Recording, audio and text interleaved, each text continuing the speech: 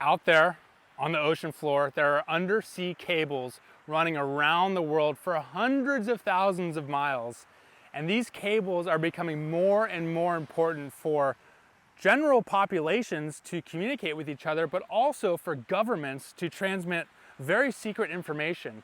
And there's three events that just unfolded over the past couple of weeks that I'm going to tell you about that you should understand as an investor, because once you understand this bigger picture, you're going to see that this is a trend that you may want to invest in. And I'm also going to share some companies that you can invest in right now.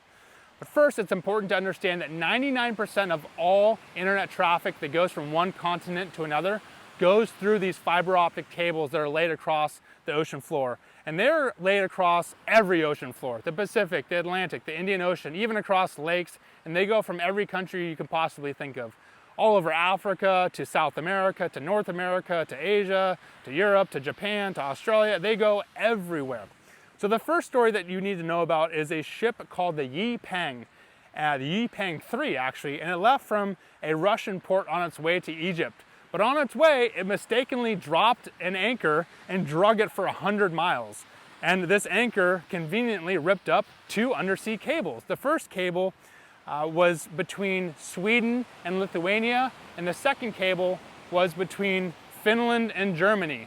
Now, the Chinese said, "We have no idea who did this," even though the ship is a Chinese flag ship, and the Russians said, "We have no idea who did this," even though the ship left from Russia. It's pretty convenient that the cables that were ripped up were between countries that are at odds with China and Russia right now. So it's pretty clear that this was intentional, even though no one's really claiming responsibility.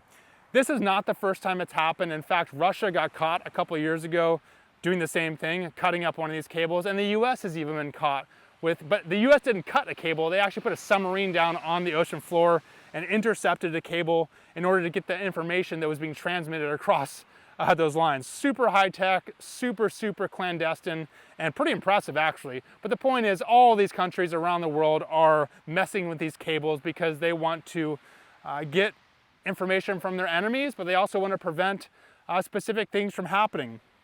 Now, when it comes to the private sector for companies, there's also huge interest there.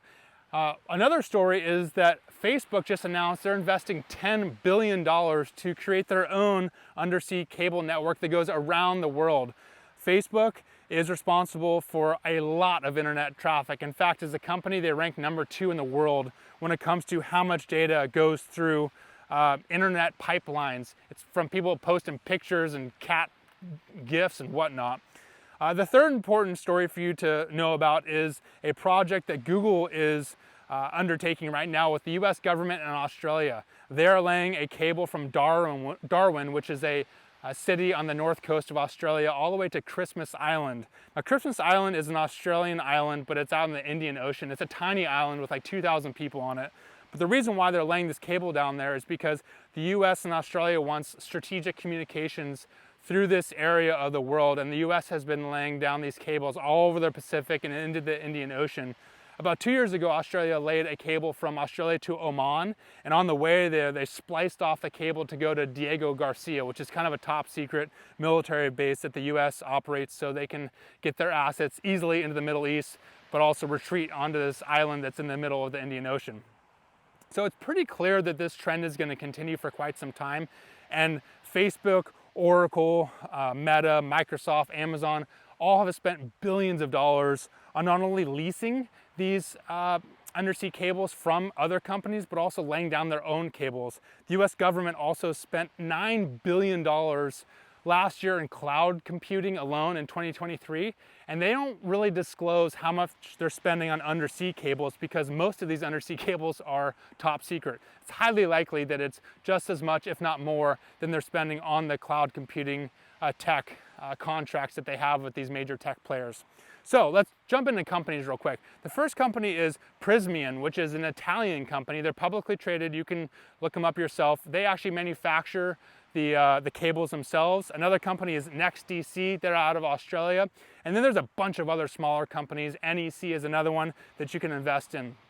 There's a lot of private companies that may go public in the coming years, but they have huge government contracts. In fact, one company, Subcom, is the exclusive undersea cable a contractor for the US government. They are private, and they'll probably stay private because they don't want to disclose the contracts that they have with the US government, because a lot of those contracts are confidential.